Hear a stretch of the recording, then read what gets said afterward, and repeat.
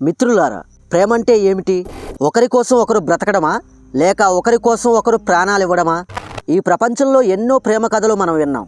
ప్రేమ ఈ 2 అక్షరాల పదం వినగానే మనకు ఎన్నో కథలు గుర్తొస్తాయి. ఒక లైలా మజ్ను, రోమియో జూలియట్, ఇలా ఎన్నో గాఢమైన ప్రేమ కథలు మనకి గుర్తొస్తాయి. కానీ మిత్రులారా, వీటన్నిటికంటే ముందు, వాటన్నిటికీ మూలం, వాటన్నిటినీ శాసించే ఒకే ఒక్క ప్రేమ కథ ఉంది. ఈ సృష్టి ఆరంభంలోనే పుట్టిన ఒక ప్రేమ కథ అది. అంటే ఈ సృష్టిలోనే మొట్టమొదటి గాఢమైన ప్రేమ కథ అది. ఇందులో రాజకుమారుడు లేడు, రాజకుమారి రాజభోగాలు కోరుకోలేదు. ఇందులో షరతులు లేవు, బంధాలు లేవు.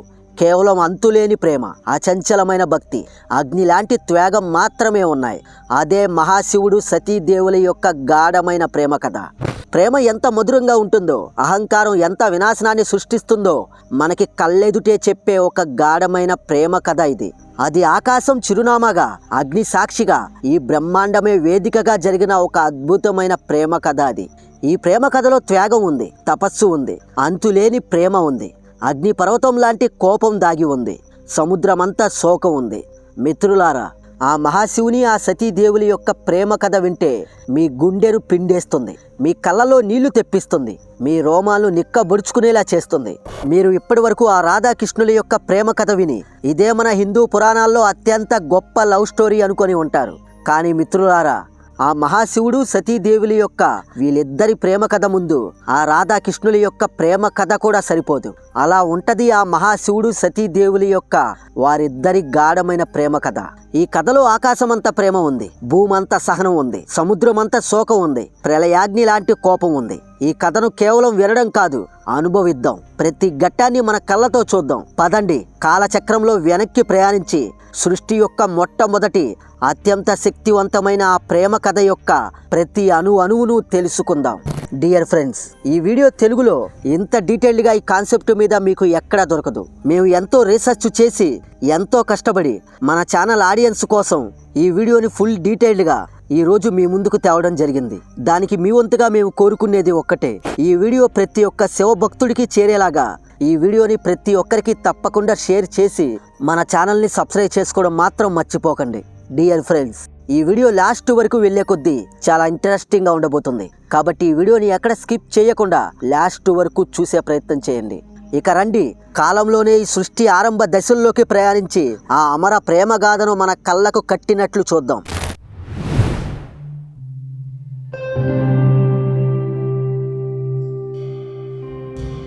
అవి సృష్టి ఆరంభం యొక్క తొలి రోజులు. అంటే ఈ అనంతమైన విశ్వం ఇంకా ఏర్పడలేదు. అంటే ఈ విశ్వంలో గెలాక్సీలు, సూర్యుడు, చంద్రుడు, భూమి ఇవేమీ అప్పుడు ఇంకా ఏర్పడలేదు. అంటే ఈ అనంతమైన విశ్వం ఇంకా ఏర్పడలేదు. అంతా శూన్యం. ఉదయం లేదు, సూర్యుడు లేడు, రాత్రి లేదు, పగలు లేదు. ఈ అనంతమైన ఈ మొత్తం విశ్వం అంధకారంలో శూన్యంగా ఉంది. ఇంకా ఈ విశ్వంలో ఏమీ సృష్టించబడలేదు. ఈ విశ్వం అప్పుడే ఆరంభ దశలో ఉంది. ఈ విశ్వంలో ఓం అనే ఒక ఓంకార శబ్దం ఒక్కటే వినిపిస్తుంది. అప్పుడు శ్రీ మహావిష్ణువు యొక్క నాభి భాగం నుండి, అంటే ఆయన యొక్క పొట్ట మధ్య భాగంలో నుండి ఒక అద్భుతమైన స్వర్ణ కమలం పుట్టింది. ఆ కమలం మీద 4 ముఖాలతో ఒక ప్రకాశవంతమైన జీవి బయటికి వచ్చింది. అతడే బ్రహ్మదేవుడు. అలా విష్ణువు యొక్క నాభి నుండి ఉద్భవించిన ఆ బ్రహ్మదేవుడు నెమ్మదిగా కళ్ళు తెరిచి చూశాడు. అంతా జలమే ఉంది, ఆకాశం లేదు, భూమి లేదు, ఏమీ లేదు. అప్పుడు బ్రహ్మదేవుడు ఇలా అన్నాడు, నేను ఎవరు? ఇది ఏ లోకం? నన్నెవరు సృష్టించారు అని. అప్పుడు విష్ణువు, ఓ బ్రహ్మ, నువ్వు నా నాభి కమలం నుండి పుట్టావు. నిన్ను నేను సృష్టి కోసం సృష్టించాను. నీవు ఈ ప్రపంచాన్ని సృష్టించాలి. ఈ విశ్వం నిండా జీవులను, లోకాలను, దేవతలను, రాక్షసులను, మనుషులను సృష్టించి నింపు.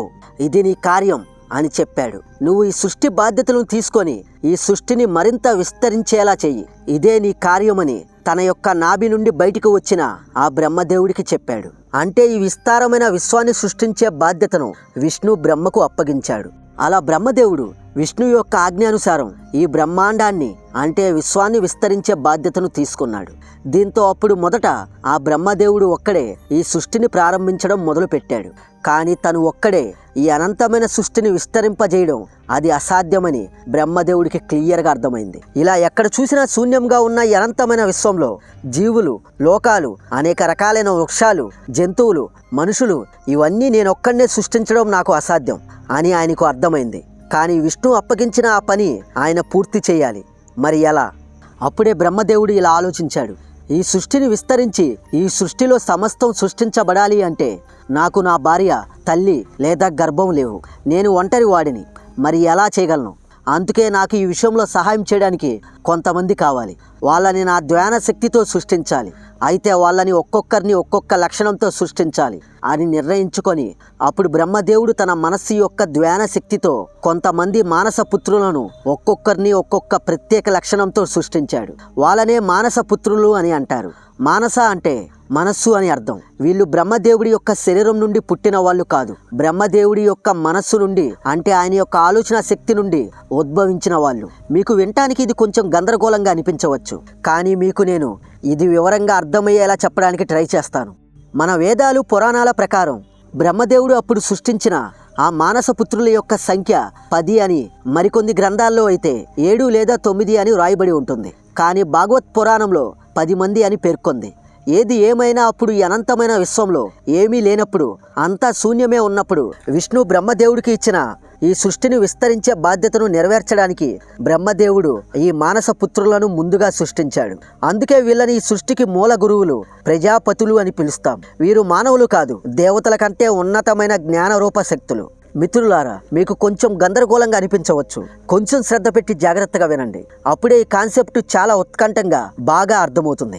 ఎందుకంటే ఈ కాన్సెప్ట్ మీకు యూట్యూబ్లో తెలుగులోనే మీకు ఎక్కడా లభించదు. అయితే ఇక్కడ మనం తెలుసుకోవాల్సిన ఒక ముఖ్యమైన విషయం ఏమిటంటే, అప్పుడు బ్రహ్మదేవుడు ఈ మానస పుత్రులను ఏదో నార్మల్గా సృష్టించలేదు. వాళ్ళలో ప్రతి ఒక్కొక్కరిలో వేరువేరు స్వభావం, వాళ్ళని ఒక్కొక్క లక్షణంతో సృష్టించాడు.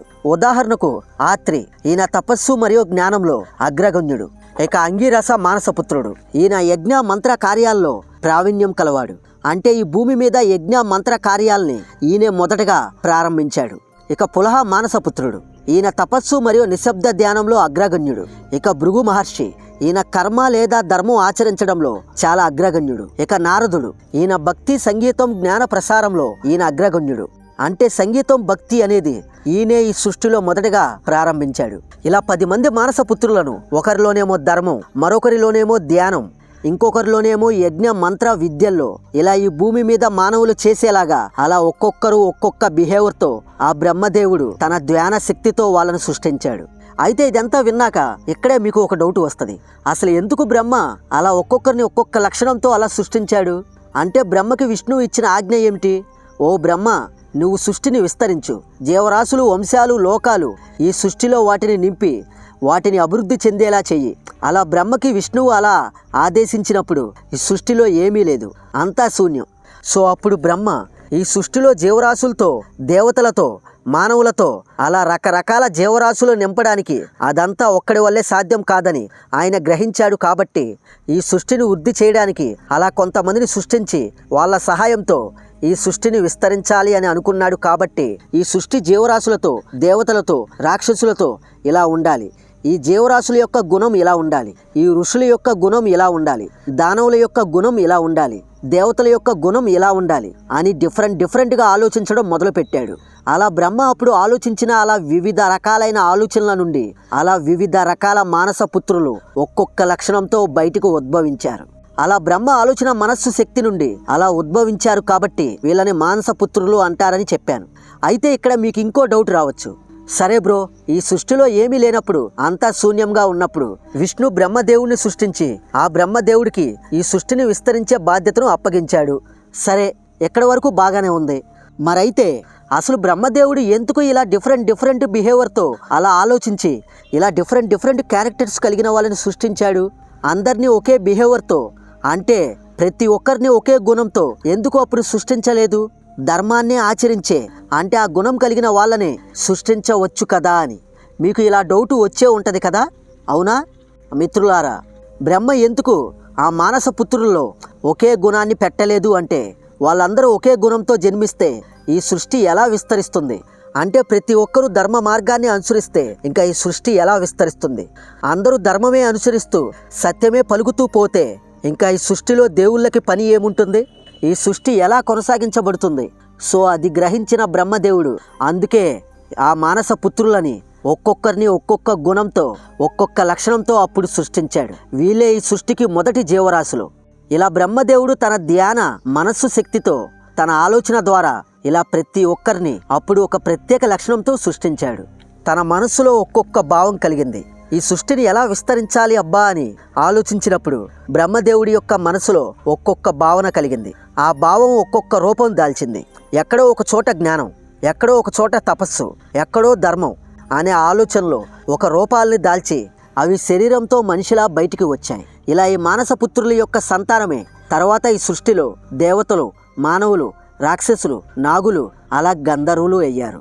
ఇంకా అలా మానస పుత్రులను బ్రహ్మదేవుడు సృష్టించిన తర్వాత బ్రహ్మదేవుడు వాళ్ళతో ఇలా అన్నాడు, ఓ నా ప్రియ మానస పుత్రులారా, మీరందరూ ఖాళీగా ఉన్న ఈ అనంతమైన సృష్టిలో జీవరాశుల్ని, మానవుల్ని, లోకాల్ని సృష్టించి వాటిని విస్తరింపజేయండి. ధర్మాన్ని స్థాపించి ఈ లోక సంరక్షణానికి ఆదర్శంగా ఉండండి అని చెప్పాడు. మిత్రులారా, ఇదే విషయం అనేక మతాల్లో కూడా ఇలానే రాయబడి ఉంటుంది. కానీ పేర్లు వేరేగా రాయబడి ఉంటాయి. కానీ అర్థం మాత్రం ఒకటే. ఇవే విషయాల్ని క్రిస్టియానిటీలో అయితే మొదట భగవంతుడు ఆదాంని సృష్టించాడు అని, ఆదాం నుండి ఈ సృష్టిలో మొదటి జీవరాశి ఆరంభం అయింది అని ఉంటుంది. అలానే ఇస్లాంలో కూడా ఆదాం నుండే ఈ అనంతమైన విశ్వంలో జీవరాశి మొదలైంది అని రాసి ఉంటుంది. ఇలా అనేక మతాల్లో పేర్లు వేరైనా అర్థం మాత్రం ఒక్కటే. ఈ సృష్టిలో జీవం అనేది అలా ఒక్కరి ద్వారానే ఆరంభం అయింది అని.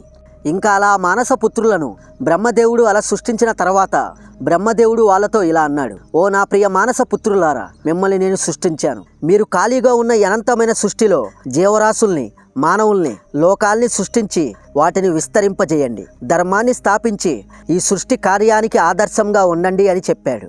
అలా బ్రహ్మదేవుడు వాళ్ళకి చెప్పిన తర్వాత అయితే వాళ్ళలో కొంతమంది మరీచి, ఆత్రి, అంగీరస, పులస్త్య, పులహ, కృతు, వశిష్ఠ, భృగు, నారదుడు, అలానే సనానందుడు, సనాతనుడు, సనత్కుమారుడు, వీళ్ళు మాత్రం ఆ బ్రహ్మ చెప్పిన సృష్టి కార్యం కంటే ఆ భగవంతుని యొక్క ధ్యానం, జ్ఞానమే మంచిదని దానివైపే మొగ్గు చూపారు. అంటే వీళ్ళు బ్రహ్మ చెప్పిన ఆ కార్యం చేయడానికి ఇష్టపడలేదు.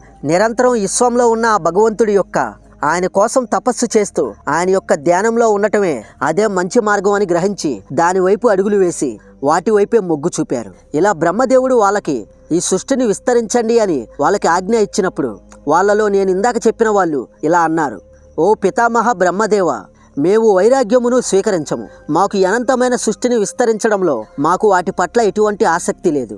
మేము ఈ అనంతమైన విశ్వంలో అత్యంత గొప్పవాడైన ఆ పరమాత్ముడి యొక్క ధ్యానంలో నిమగ్నమవుతాము. ఆయన యొక్క సేవలోనే ఆయనకి నిరంతరం ధ్యానం చేస్తూ ఉంటాము. అదే మాకు గొప్ప కార్యము. మేము ఆ కార్యాన్నే చేపడతాము. నీవు చెప్పినది మేము చెయ్యలేము అని చెప్పారు. అప్పుడు బ్రహ్మదేవుడు వాళ్ళపైన కొంచెం కోప్పడి నిరాశ చెందాడు. ఇంకా అప్పుడు బ్రహ్మదేవుడు ఈ సృష్టిలో జీవరాశిని ఎలా వృద్ధి చెయ్యాలి అని ఆలోచించి ఈ సృష్టిని మరో రీతిలో కొనసాగించాలని అనుకున్నాడు. అప్పుడే బ్రహ్మదేవుడు సృష్టించిన ఆ మానస పుత్రుల్లో ఒకడైన దక్షుడు, ఇతను బ్రహ్మ సృష్టించిన మానస పుత్రుల్లోకెల్లా అత్యంత తెలివైనవాడు, చురుకైనవాడు. అప్పుడు బ్రహ్మ ఈ దక్షుడితో ఇలా అన్నాడు, ఓ దక్ష, నేను సృష్టించిన మానస పుత్రుల్లో చాలామంది నేను చెప్పిన సృష్టి కార్యం కాకుండా వాళ్ళకి ఆ భగవంతుడి యొక్క ధ్యానమే గొప్పదని ఆ భగవంతుడి యొక్క ధ్యానం చేయడానికే మొగ్గు చూపారు. కాబట్టి మిగతా వాళ్ళతో నేను ఈ సృష్టిని సృష్టించలేను. సో నువ్వు ఆ బాధ్యతను నెరవేర్చాలి. ఎందుకంటే నువ్వు చాలా చురుకైన వాడివి, చాలా తెలివైన వాడివి, ఎంతో క్రమశిక్షణ గలవాడివి. నువ్వు ఈ సృష్టిలో జీవరాశులను, వంశాలను, ప్రజలను సృష్టించి విస్తరించు. ఈ సృష్టి చక్రం ఎక్కడా కూడా ఆగకుండా కొనసాగించు అని ఆ దక్షుడిని ఆదేశించాడు. అప్పుడు ఆ దక్షుడు సరే బ్రహ్మదేవా అని చెప్పి ఆ సృష్టి కార్యాన్ని చేపట్టే బాధ్యతను ఆ దక్షుడు తీసుకున్నాడు. ఇలా ఆ దక్షుడు ఆ సృష్టి విస్తరించే పనిని సమర్థవంతంగా కొనసాగించాడు కూడా. ఆ దక్షుడి నుండే దేవతలు, మానవులు, జీవరాశులు జన్మించి ఈ సృష్టి అలా విస్తరించబడింది. అందుకే ఆ దక్షుడు ప్రజాపతి అయ్యాడు. అందుకే ఆయన్ని హిందూ గ్రంథాల ప్రకారం ప్రజల పితామహుడు అని అంటారు. అయితే మిత్రులారా, అతను బ్రహ్మ కుమారుడు, అంటే సృష్టికర్త వంశంలో జన్మించినవాడు. కాబట్టి అతనిలో పోను పోను ఒక గర్వం పుట్టుకొచ్చింది, ఎంతో ఆత్మాభిమానం పెరిగింది. ఒకరోజు ఆ దక్షుడు తనలో తాను ఇలా అనుకున్నాడు, నేను సృష్టికర్త అయిన బ్రహ్మ కుమారుణ్ణి, నేను ప్రజలను సృష్టించే అధికారిని, నా దగ్గర నుండే ఈ సృష్టి విస్తరించే బాధ్యత మొదలైంది అని అతని హృదయం ఎప్పుడు గర్వంతో ఉప్పొంగేది. ఆ గర్వం పోను పోను అతని నరాల్లో జీర్ణించుకుపోయింది. అయితే ఒకరోజు ఆ దక్ష ప్రజాపతికి తనలో ఒక దురాశమైన ఆలోచన కలిగింది. అసలు ఈ జగత్తు, ఈ బ్రహ్మాండం అంతా ఎవరి ఆధీనంలో ఉంది? ఈ అనంతమైన సృష్టికి మూలాధారం ఎవరు అని అతను ఆలోచించాడు. అప్పుడు అతనికి అర్థమైన విషయం ఏమిటంటే, ఈ అనంతమైన జగత్తు, ఈ బ్రహ్మాండం అంతా ఆ తల్లి ఆది పరాశక్తితోనే నిలిచిందా? అంటే ఈ జగత్తు, ఈ బ్రహ్మాండం అన్నిటికీ ఆ తల్లి ఆదిశక్తి యొక్క ఆది పరాశక్తే. కాబట్టి ఆ జగన్మాతే నా కుమార్తెగా పుడితే నేను ఈ జగత్తుకే ఆదిశక్తి అయిన ఆ తల్లికి తండ్రినైతే ఇక నాకు ఈ బ్రహ్మాండంలో ఎంతో గౌరవం లభిస్తుంది. ఎవరైనా నాకు నమస్కరించాల్సిందే. ఏ దేవుడైనా ఏ దేవతైనా నా ఎదుటకు వచ్చి నాకు నమస్కరించాల్సిందే అని అనుకున్నాడు. మిత్రులారా, ఈ కోరిక అతనికి ఇది ప్రేమతో పుట్టిన కోరిక కాదు. తనలోని దురాశ ప్రతిష్టతో ఇది అతనిలో ఒక అహంకారంతో పుట్టిన తపన. ఇంకా దక్షుడు అలా అనుకొని వేల సంవత్సరాలు ఆ జగన్మాత యొక్క అనుగ్రహం కోసం ఆ తల్లికి ఒక ఘోరమైన తపస్సు చేయడం ప్రారంభించాడు. ఆ దక్షుడు ఆ తపస్సును సాధారణంగా చేయలేదు. వేల సంవత్సరాలు నదుల దగ్గర పర్వతాల శిఖరాలపై ఘోరమైన తపస్సు చేశాడు. దేవతలు కూడా అతని యొక్క తపస్సును చూసి ఆశ్చర్యపోయారు. కానీ మిత్రులారా, ఆ తల్లి పరమ దయామయి కదా. అతను భక్తితో కూడిన ఆ తపస్సును చూసి ఒకరోజు ఆ జగన్మాత ఆది పరాశక్తి ఆ దక్షుడి ఎదుట ప్రత్యక్షమై ఆ దక్షుడితో ఇలా అంది, ఓ దక్ష, నీ తపస్సుకు మెచ్చాను. నీకు ఏం వరం కావాలో కోరుకో అని అనింది. అప్పుడు ఆ దక్షుడు, మాతా జగన్మాత, నాది ఒకే ఒక్క కోరిక.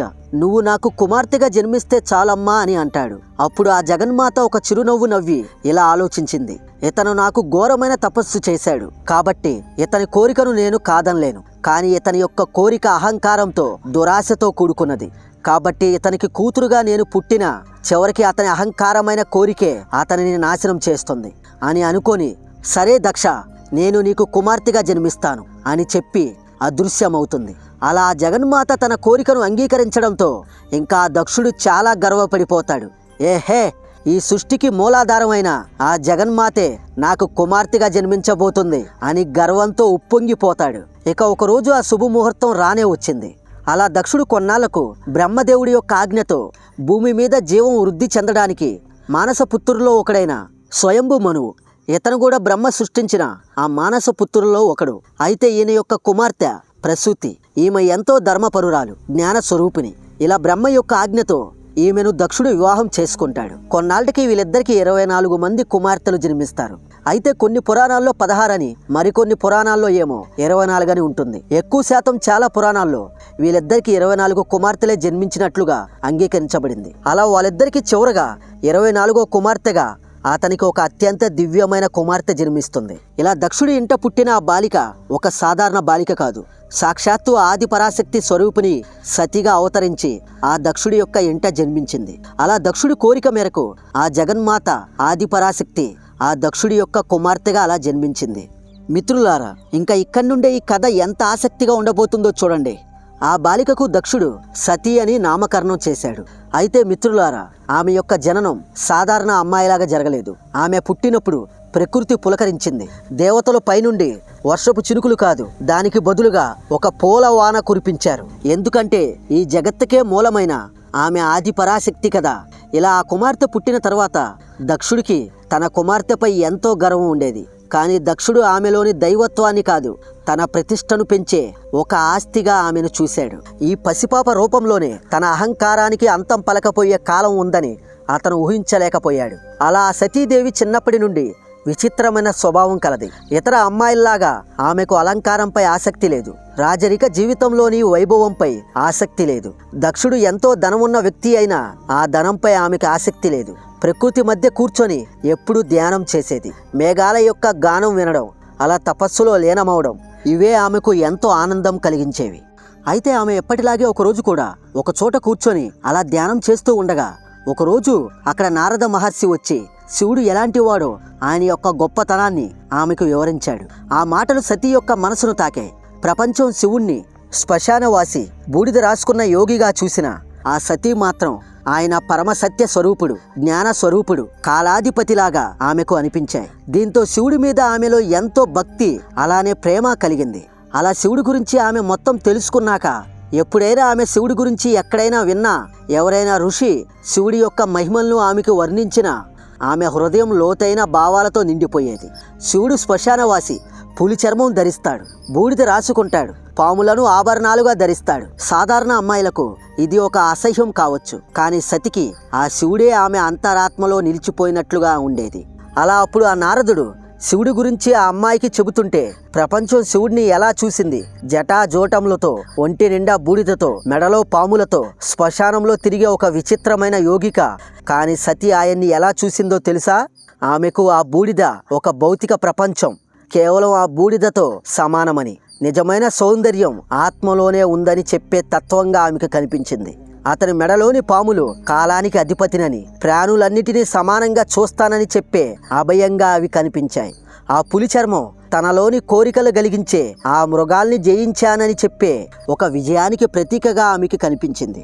ఇంకా శివుడు తిరిగి ఆ శ్మశానం జనన మరణాలకు అతీతమైన శాశ్వత తత్వానికి నిలయంగా ఆమెకి అనిపించింది.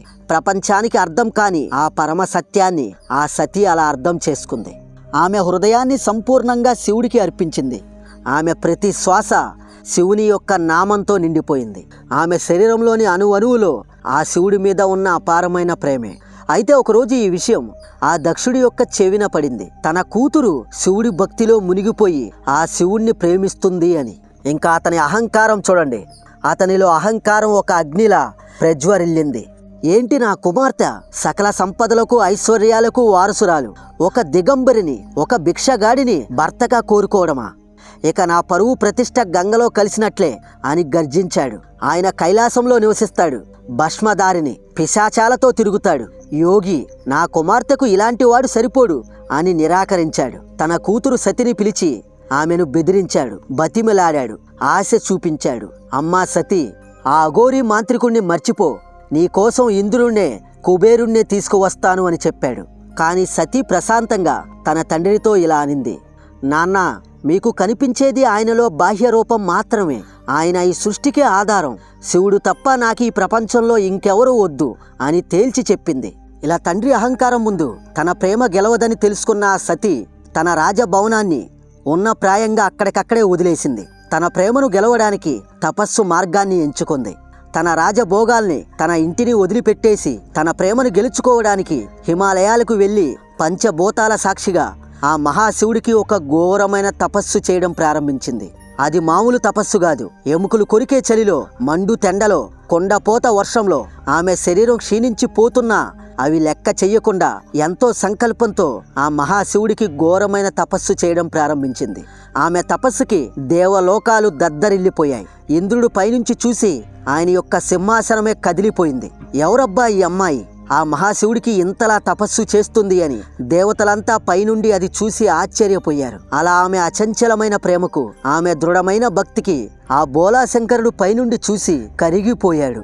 ఒక శుభముహూర్తంలో కోట్ల సూర్యుల ప్రకాశంతో ఆమె ముందు ప్రత్యక్షమయ్యాడు. అలా ఆమె ముందు ప్రత్యక్షమయ్యి, సతీ, కళ్ళు తెరువు, నీ ప్రేమ నన్ను జయించింది.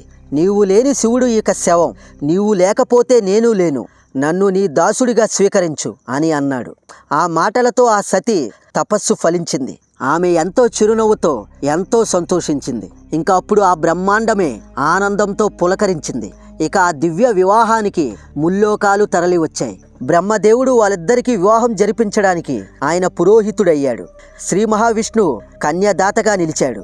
అలా శివుడి యొక్క పెళ్లి చూసి అందరూ ఆశ్చర్యపోయారు. ఆ పెళ్లిలో అది రాజుల సైన్యం కాదు, సమాజం వెలివేసిన భూత ప్రేత పిశాచుల సమూహం.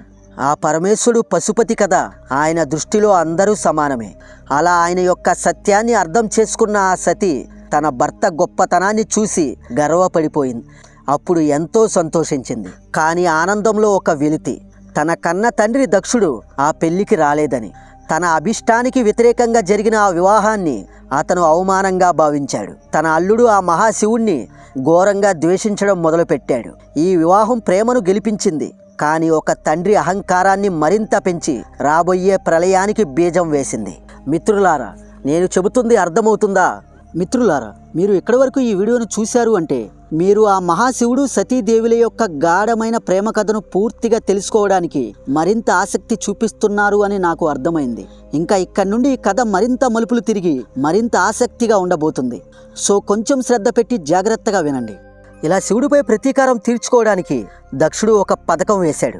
శివుణ్ణి ఇలా కాదు, బహిరంగంగా అవమానించాలని నిర్ణయించుకున్నాడు. అంటే అందరి ముందు ఆయన్ని అవమానించాలని నిర్ణయించుకున్నాడు. దానికోసం తన రాజభవనంలో ఒక మహాయజ్ఞాన్ని ఏర్పాటు చేశాడు. దేవతలు, ఋషులు, గంధర్వులు, కిన్నరులు ఇలా ఈ ముల్లోకాల్లోని ప్రముఖులందరినీ ఆహ్వానించాడు. కానీ కావాలనే, ఉద్దేశపూర్వకంగానే తన కూతురు సతిని, అల్లుడైన ఆ మహాశివుణ్ణి ఆ యజ్ఞానికి పిలవలేదు. ఇక ఆ యజ్ఞ వార్త కైలాసానికి చేరింది. ఆకాశంలో దేవతలు తమ విమానాల్లో ఆ దక్షుడి యొక్క ఆ మహాయజ్ఞానికి వెళ్లడం ఆ సతీదేవి చూసింది. తన పుట్టింట్లో ఇంత పెద్ద కార్యక్రమం జరుగుతుంటే తనకు పిలుపు రాకపోవడం ఆమెను ఎంతో బాధించింది. ఆమె ఇలా అనుకుంది, బహుశా నాన్నగారు పని ఒత్తిడిలో మర్చిపోయి ఉంటారు. నేను వెళ్తే సంతోషిస్తారు, పాత కోపాలు మర్చిపోయి నన్ను ఆలింగనం చేసుకుంటారు అని అమాయకంగా ఆశపడింది. ముందుగా తన భర్త శివుడి వద్దకు వెళ్ళి, స్వామి, మనం యజ్ఞానికి వెళ్దామని అడిగింది. కానీ శివుడికి, అంటే ఆ త్రికాల జ్ఞానికి, ఈ అనంతమైన సృష్టిలో తెలియంది ఏముంది? జరగబోయేవి, జరిగినవి అంతా ఆయనకి తెలుసు. దీంతో ఆయన ప్రేమగా, సతీ, పిలవని చోటకి వెళ్లడం ఆత్మ గౌరవాన్ని చంపుకోవడమే. నీ భర్తకు గౌరవం లేని చోట నీకు కూడా అవమానమే ఎదురవుతుంది. నా మాట విను, వెళ్ళొద్దు అని చెప్తాడు. కానీ సతి మనసులోని సంఘర్షణ ఆగలేదు. స్వామి, అది నా పుట్టినిల్లు, ఒక కుమార్తెగా వెళ్ళడం నా ధర్మం, దయచేసి అనుమతించండి అని వేడుకుంటుంది. మిత్రులారా, మన శివుడు బోలాశంకరుడు కదా. బాధలో ఉండి ఆప్యాయంగా పలకరిస్తే ఆయన ఎవరికైనా కరిగిపోవాల్సిందే. ఇలా తన సతి బాధను చూడలేని ఆ మహాశివుడు జరగబోయే వినాశనాన్ని అంగీకరిస్తున్నట్లుగా తన భారమైన హృదయంతో ఎంతో బాధతో అనుమతి ఇచ్చాడు. ఎందుకంటే అక్కడ ఏమి జరగబోతుందో ఆయనకి జరగబోయేవన్నీ ఆయనకి క్లియర్గా తెలుసు. ఇలా తన భార్య సతీదేవికి తన తండ్రి యొక్క యజ్ఞానికి వెళ్ళడానికి అనుమతి ఇచ్చి తన వెంట నందిని, ప్రథమ గణాలను తనకి తోడుగా పంపాడు. అలా అప్పుడు ఎన్నో ఆశలతో పుట్టింటి గడప తొక్కింది ఆ సతీదేవి. కానీ అక్కడ ఆమెకు స్వాగతం లభించలేదు. అవమానకరమైన నిశ్శబ్దం ఎదురైంది. ఆమె కన్న తల్లితో సహా ఆమెను చూసి అందరూ అక్కడ ముఖం తిప్పుకున్నారు. అది చూసి ఆమె గుండె బాధతో రగిలిపోయింది. అయినా కూడా ఆమె ఎంతో ధైర్యం తెచ్చుకొని తన తండ్రి సింహాసనం వద్దకు వెళ్ళి నిలబడింది. నాన్న, నన్ను ఎందుకు పిలవలేదు? నా భర్త దేవదేవుడు, ఆయనకు యజ్ఞంలో ఇవ్వాల్సిన ఆవిర్భాగం ఏది అని అడిగింది. అలా ఆమె అడిగిన తర్వాత ఆమె యొక్క ఆ ప్రశ్న ఆ దక్షుడి అహంకారం అనే నిప్పుకు ఆజ్యం పోసింది. తన కుమార్తె తనని అలా ప్రశ్నించిన వెంటనే అతను తన సింహాసనం నుండి వెంటనే లేచి ఆ శివుణ్ణి అత్యంత నీచమైన భాషలో దూషించడం మొదలుపెట్టాడు. ఎవరే వాడు? నా అల్లుడా? ఒంటికి బూడిద పూసుకునే బిచ్చగాడు, పాములతో ఆడుకునే పాకివాడు, శ్మశానాల్లో తిరిగే దిక్కులేనివాడు, అలాంటి వాడికి ఈ పవిత్ర యజ్ఞంలో స్థానమా? ఛీ అంటూ నీచమైన భాషలో దూషించడం మొదలుపెట్టాడు. ఆ మాటలు వింటున్న సతీ శరీరం కంపించిపోయింది. తన భర్తను అలా అంటుంటే ఆమె ఎంతో బాధపడింది. ఆమె చుట్టూ ఉన్న దేవతలు, ఋషులు తలలు వంచుకున్నారు. ఎవ్వరూ కూడా ఆ దక్షుడు అంటున్న ఆ మాటలకి ఎదురు చెప్పలేదు. ఆ ధర్మం జరుగుతుందని తెలిసినా ఒక్కరు కూడా అక్కడ నోరు మెదపలేదు. ఇక ఆ సతి కళ్ళల్లో నుంచి కన్నీళ్లు కారాయి. తర్వాత అగ్ని కణాలు రాలడం మొదలైంది. ఆమె స్వరం పిడుగులా గర్జించింది. ఆమె ఒక్కసారిగా కోపంతో ఇలా అనింది, నాన్న, ఆపండి. మీరు దూషిస్తున్నది నా భర్తను కాదు, ఈ జగత్తుకే తండ్రి అయిన ఆ పరమేశ్వరుణ్ణి. ఆయన లేకుంటే అసలు ఈ యజ్ఞానికి విలువే లేదు. నా ప్రాణనాథుణ్ణి అవమానించిన మీరందరూ పాపాత్ములు. ఈ అవమానకరమైన మాటలు విన్నా నా ఈ శరీరం కూడా అపవిత్రమైంది. ఏ తండ్రి వల్ల ఈ దేహం వచ్చిందో ఆ తండ్రి అహంకారంతో పాటు నా యొక్క ఈ దేహాన్ని కూడా ఇక్కడే అగ్నికి ఆహుతి చేస్తాను. అలా అంటూ ఆమె అక్కడ ఉత్తరం వైపు తిరిగి కళ్ళు మూసుకొని అక్కడ మండుతున్న అగ్నిలోకి దూకేసింది. అలా అక్కడ అందరూ చూస్తుండగానే అలా ప్రేమ కోసం పుట్టిన శరీరం ప్రేమ గౌరవం కోసం అలా అగ్నికి అర్పితమైంది. ఇంకప్పుడు కైలాసంలో ఉన్న శివుడికి తన సతి తన నుండి దూరమైనట్లు తెలిసింది. ఒక్కసారిగా ఎంతో బాధపడ్డాడు. ఆయన కళ్ళ నుండి కన్నీళ్లు కారాయి. వెంటనే ఆయన మూడో కన్ను తెరుచుకుంది. అది కోపంతో ఎర్రగా మండుతుంది. ఆ చూపుకు లోకాలు కంపించాయి. ఆయన ప్రళయకాల రుద్రుడై గర్జించాడు. తన జటాజోటం నుండి తన జుట్టును పీకి దాన్ని పర్వతం మీదకేసి గట్టిగా కొట్టాడు. దాంతో సరిగ్గా అప్పుడే భూమి బద్దలై తన తలపై ఉన్న జటాజోటం నుండి తన జుట్టును పీకి దాన్ని పర్వతం మీదకేసి గట్టిగా కొట్టాడు. దాంతో సరిగ్గా అప్పుడే భూమి బద్దలైనట్లుగా, 1000 కోట్ల పిడుగులు ఒకేసారి పడినట్లుగా దాని నుండి ఒక మహాభయంకరమైన రూపం ఉద్భవించింది. 1000 చేతులతో, నల్లని శరీరంతో, మండుతున్న కళ్ళతో ఆయనే వీరభద్రుడు. ఆయన పక్కనే సాక్షాత్తు ప్రళయమూర్తిలా భద్రకాళి ఉద్భవించింది. ఇంకప్పుడు వాళ్ళకి ఆ మహాశివుడు, వెళ్ళండి, నా సతి ఆత్మాహుతికి కారణమైన ఆ దక్షుడి యొక్క యజ్ఞాన్ని బూడిద చేయండి, అక్కడ అధర్మానికి అండగా నిలిచిన ప్రతి ఒక్కరిని దండించండి అని శివుడు వాళ్ళకి గట్టిగా ఆజ్ఞాపించాడు.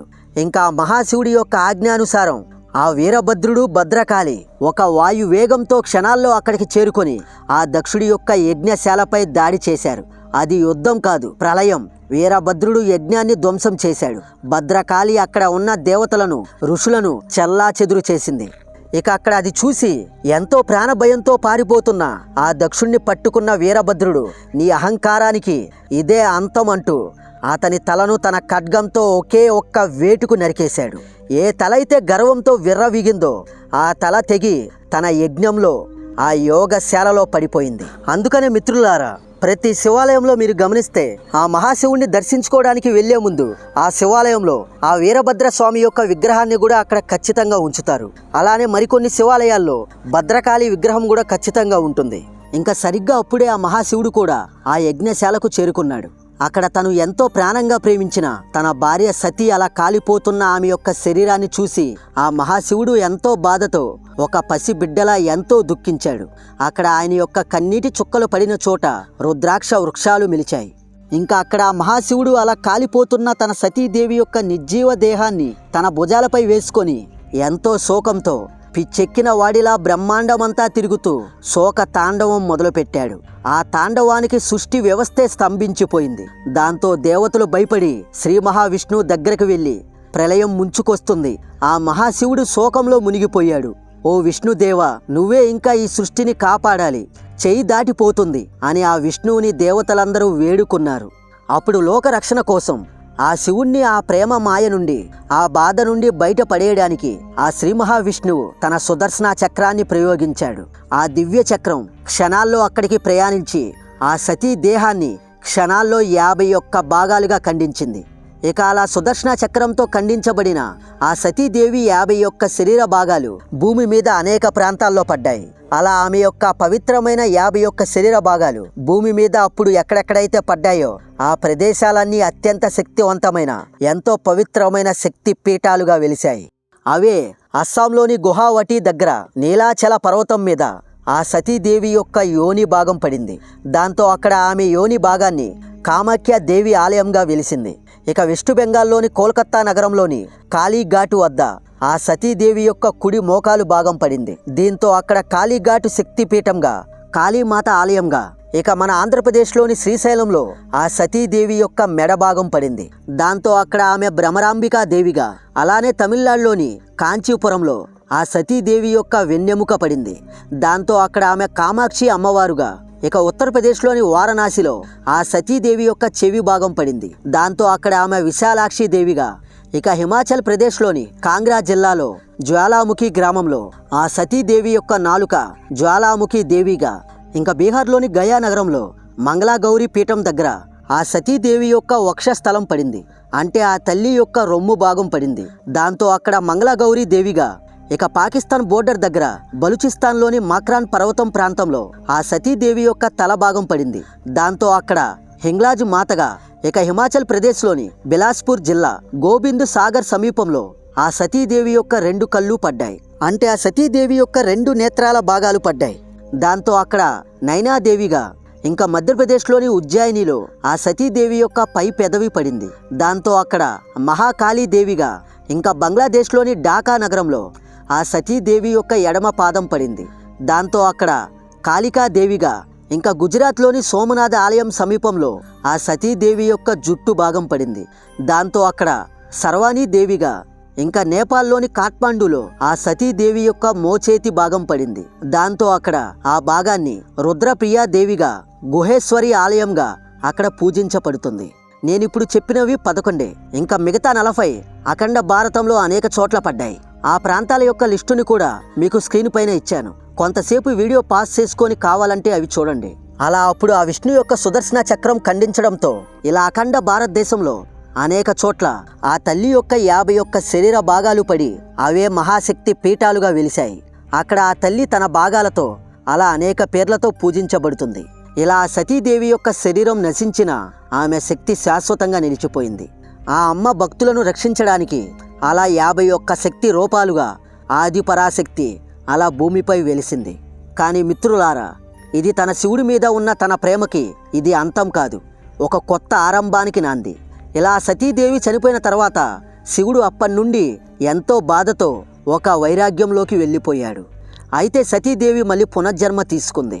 ఆ సతీదేవి హిమవంతునికి కుమార్తెగా పార్వతిగా జన్మించి మళ్ళీ శివుణ్ణి పొంది తన అసంపూర్ణమైన తన ప్రేమ కథను సంపూర్ణం చేసుకుంది. ఇలా సతీ శివుడి యొక్క ప్రేమ కథ పార్వతీ పరమేశ్వరులుగా ఇలా ఆ రూపాల్లో ఈసారి శాశ్వతంగా సంపూర్ణమైంది. మిత్రులారా, ఈ కథ మనకు ఏమి చెబుతుంది? అహంకారమే వినాశనానికి కారణం. ప్రేమ, భక్తి, త్యాగం అమరమైనవి. దేవతలకి దేవుళ్ళకి కూడా దుఃఖం వస్తుంది, కానీ అది సృష్టి కార్యం కోసం మార్గం చూపిస్తుంది. ఆ సతీ శివుడి యొక్క ప్రేమ శాశ్వతమైనది. అది పునర్జన్మ తీసుకొని మళ్ళీ కలిసింది. మిత్రులారా, ఇది ఆ మహాశివుడు సతీదేవుల యొక్క అమరమైన ప్రేమ కథ. అహంకారం ఎంతటి వినాశనాన్ని సృష్టిస్తుందో చెప్పే ఒక నిజమైన కథ. ఆత్మగౌరవం ఎంత ముఖ్యమో మనకి తెలియజేసే కథ. నిజమైన ప్రేమకు చావు లేదని, అది మళ్ళీ పుడుతుందని నిరూపించిన కథ. ఆ సతీదేవి తన త్యాగంతో ఈ భూమి మీద శక్తి పీఠాలను స్థాపించి లోక కళ్యాణం చేసింది. శివుడు తీవ్రమైన వైరాగ్యంలోకి వెళ్ళిపోయాడు. మిత్రులారా, ఈ కథ నుండి మనం నేర్చుకోవాల్సింది ఒక్కటే: అహంకారాన్ని విడిచిపెట్టండి, ఇతరులకు ప్రేమను, గౌరవాన్ని పంచండి. త్యాగం, భక్తి, నమ్మకం ఉన్న చోటే ఆ దైవత్వం ఖచ్చితంగా ఉంటుంది. గుర్తు పెట్టుకోండి. ఈ అమరగాథ మీ హృదయాన్ని తాకితే, మీకు కన్నీళ్లు తెప్పించి ఉంటే దయచేసి ఈ వీడియోని లైక్ చేయండి. ఈ వీడియో ప్రతి ఒక్క హిందువుకి చేరేలాగా ప్రతి ఒక్కరికి తప్పకుండా షేర్ చేయండి. డియర్ ఫ్రెండ్స్, ఈ వీడియో చేయడానికి మేము ఎంతగానో కష్టపడ్డాం. తెలుగులోనే ఈ కాన్సెప్ట్ మీద ఇంత డీటెయిల్డ్గా ఏ వీడియో కూడా లేదు. కానీ మన ఛానల్ యొక్క ప్రేక్షకులకు ఈ కథ ఫుల్ డీటెయిల్డ్గా తెలియడానికి మీ ముందుకు మేము తీసుకురావడం జరిగింది. దానికి మీ వంతుగా మేము కోరుకునేది ఒక్కటే: ఈ వీడియో ప్రతి ఒక్కరికి చేరేలాగా ఈ వీడియోని ఒక లైక్ చేసి ఈ వీడియోని ప్రతి ఒక్కరికి తప్పకుండా షేర్ చేయండి. అలానే మన ధర్మాన్ని, మన కథలను భావి తరాలకు అందించే ఈ ప్రయత్నంలో మాతో చేరడానికి మన ఛానల్కి మీరు కొత్త వారైతే మన ఛానల్ని తప్పకుండా సబ్స్క్రైబ్ చేసుకొని పక్కనే ఉన్న బెల్ ఐకాన్ని తప్పకుండా ఆన్లో పెట్టుకోండి. అలానే కింద కామెంట్ సెక్షన్లో ఓం నమః శివాయ అని తప్పకుండా కామెంట్ చేయండి. మరో ఇంట్రెస్టింగ్ వీడియోతో మళ్ళీ తప్పకుండా కలుద్దాం. అంతవరకు మన వీడియోల్ని చూస్తూ ఉండండి. ఓం నమః శివాయ. Thank you.